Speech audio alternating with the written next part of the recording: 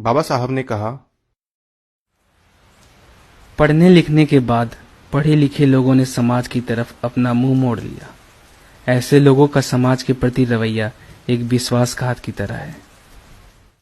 यह बात 31 जुलाई 1956 की है। बाबा साहब हमेशा की तरह शाम के समय अपने 26 अलीपुर रोड में बैठे हुए थे और काफी उदास थे।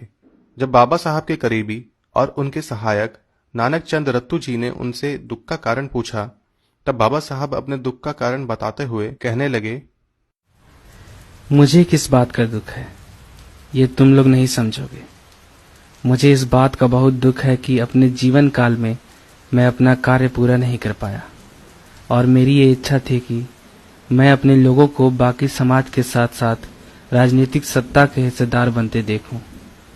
मैं यह देखना चाहता हूं कि मेरे समाज के युवा भी राजनीति में आए।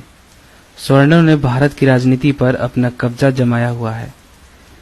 मैं भी अपने लोगों को राजनीतिक सत्ता का हिस्सेदार बनते देखना चाहता हूं।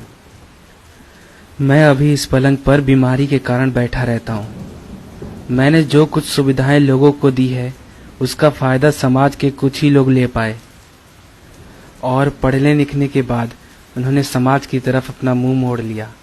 ऐसे लोगों का समाज के प्रति रवैया विश्वासघातकी है। मैंने जैसा सोचा था उससे कई ज्यादा वो लोग स्वार्थी निकले। वो केवल अपने लिए जीने लगे। ऐसा जीना समाज के लिए आत्मघातकी साबित होगा।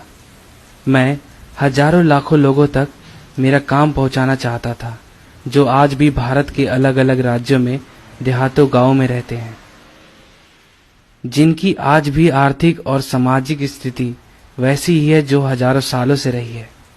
पर अभी मेरी जिंदगी कुछ ज्यादा नहीं बची।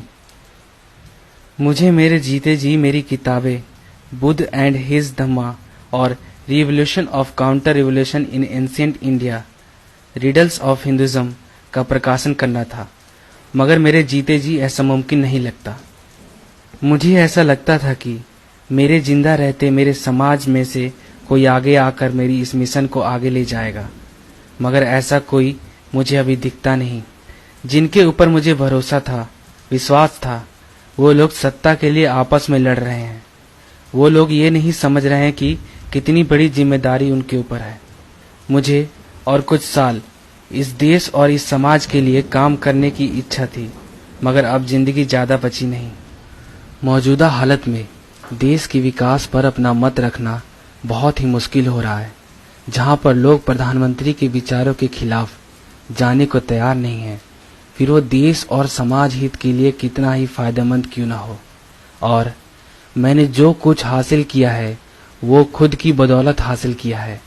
ऐसा करते वक्त मुझे ढेर सारे लोगों के विरोध का, खास तौर पर समाचार पत्रों का खासा विरोध सहन करना पड़ा।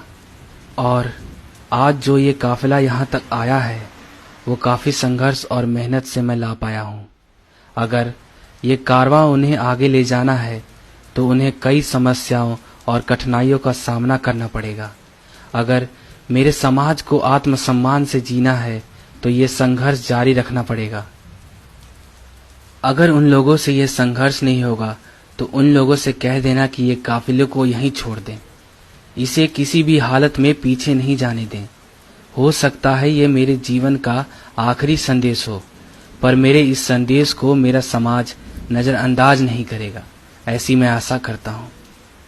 जाओ नानक जाओ, मेरा यह संदेश मेरे समाज के लोगों को पहुँचा दो। जाओ।